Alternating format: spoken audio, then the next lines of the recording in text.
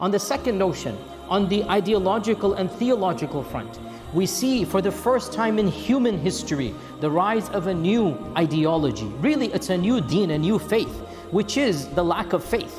Or to be more precise, the fastest growing religion in the Western world is the lack of any religion. And this is unprecedented in human history.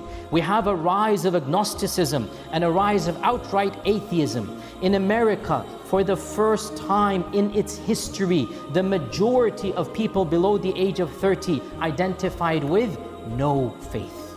This is the majority of the next generation. Across Europe, and especially in Nordic countries, that statistic is in the high 70–80%.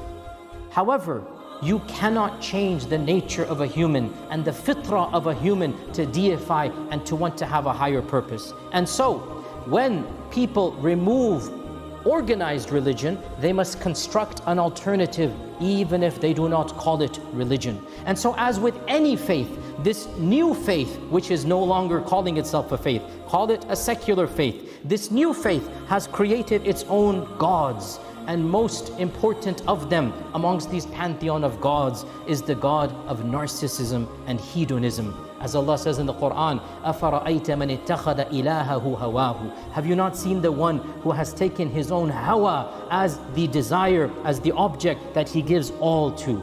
This is the new understanding of what faith is. So if Tawheed, according to this new secular religion, is the worship of oneself and desires, then the opposite of it, which is shirk, is anything that comes between you and those desires. Any claim that comes between you and what you think your desires are is the one sin that cannot be forgiven, and that is the sin of shirk.